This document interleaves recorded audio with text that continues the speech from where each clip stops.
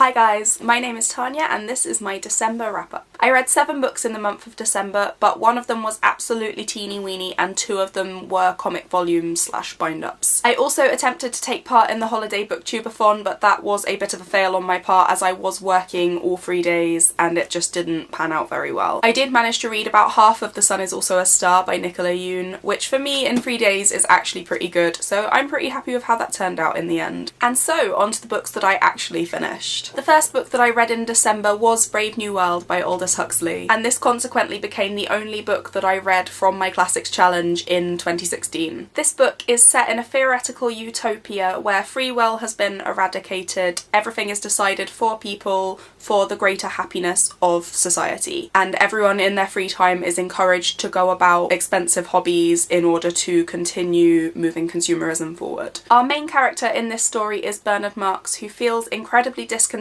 with this lifestyle, who is made fun of by his peers for his lack of interest in expensive recreational activities and also for his desire to be alone a lot of the time. And everyone just thinks that something went wrong in the way that he was created. Reading this was an incredibly concerning parallel to how our modern society works. And in the foreword to this book, Huxley actually talks about how close between him writing the book and him reaching his middle age, society has come to what he envisioned for this utopia. And the message that the world controllers who decide everything for the society in this book put out is alarmingly similar to what we hear now from marketing companies. So that made this actually a very interesting book to read. So although I enjoyed in its own way the world that Huxley had created, as it was something interesting to look on, all of the characters were awful, and that wasn't necessarily their own fault. I also felt that I couldn't connect with them, but I'm not sure that we were supposed to be able to connect with them. You can maybe identify with them in some ways, but that's in terms of society as a whole rather than on a deep personal level. As I briefly mentioned, Huxley did write a foreword to this book later in his life, in which he acknowledges that this is a flawed novel, and I would say that it is definitely a product of its time. As a large part of the plot for this book, Bernard visits a savage reservation, which is somewhere that the old culture has been preserved, and it is incredibly racist. And this isn't actually something that is talked about in the foreword that was written for this book, so I would definitely advise reading this very much as a product of its time and doing with that information what you will, maybe finding deeper context in it. And at the end of the day, I rated this 3 out of 5 stars, as the world itself was compelling even if the characters were atrocious. The next book that I read was Fun Home, a family tragicomic by Alison Bechdel of the Bechdel test. There is something about all of the graphic memoirs that I have read so far that leave me feeling incredibly melancholy, and I don't know if that's the graphic memoirs that I choose to read or if that is the genre as a whole, but this was no exception to that. Rather than moving in a linear fashion, this book examines Bechdel's relationship with her father. So by the end of the first chapter we have an overview of what happened to him, and then through the book, although it does have some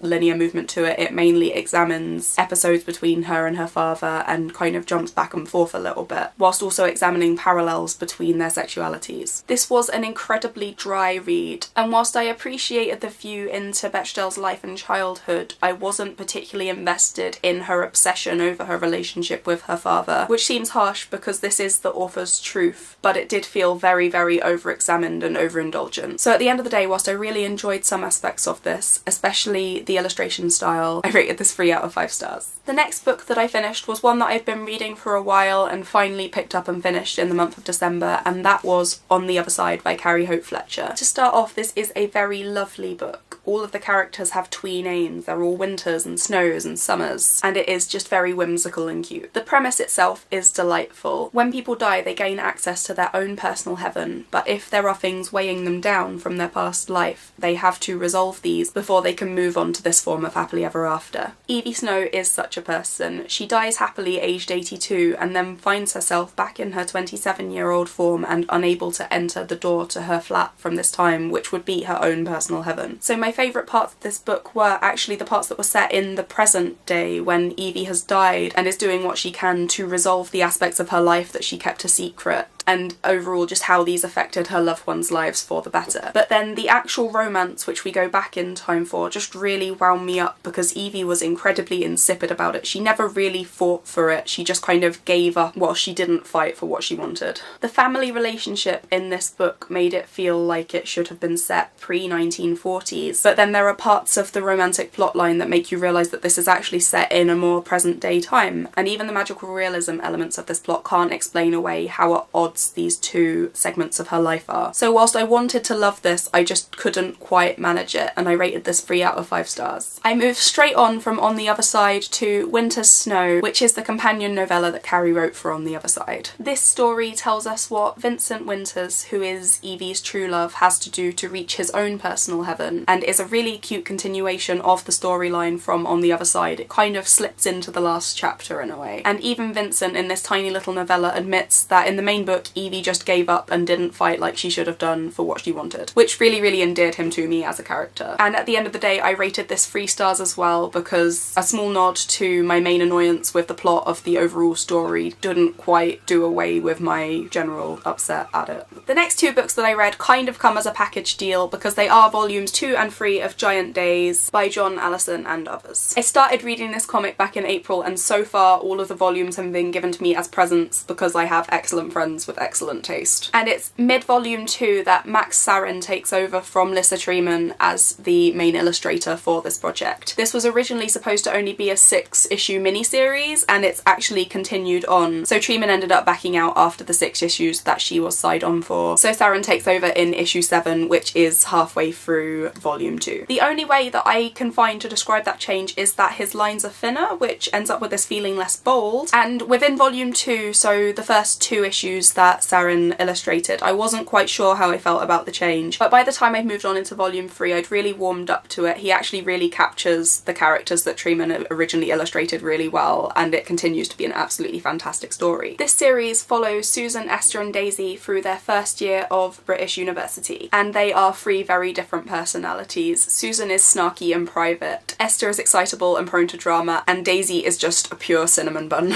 And because of this, we get to see 3 very different university experiences as well as their adventures together, along with all sorts of other mayhem. I rated these 2 volumes 5 stars and 4 stars respectively, and I'm really looking forward to reading more of them in 2017. The final book that I read in the month of December was I'll Be Home for Christmas, which is an anthology put together in support of the Crisis charity and features a plethora of different UK YA writers. And this is not the average cutesy YA Christmas compendium. It spans all sorts of genres within YA, from poetry via romance to mild horror. Stories in this book cover topics such as divorce, domestic violence, LGBTQ+ issues, homelessness, life as a refugee, amongst many others. And where a typical YA Christmas anthology might rose tint things, this really packs some punches. And I'm actually really excited to look into so many of these authors because their writing was just amazing, and I cried at multiple stories. So overall I rated this 4 out of 5 stars, and I would highly recommend it. Money from this book goes towards charity as well, and it just takes a really touching look at some topics that are maybe harder to write about. So yeah, those were all the books that I read in the month of December. Let me know if you've read any of them and what you thought. I hope that you all had a lovely new year, that you're having an amazing day, and I will see you all again very soon.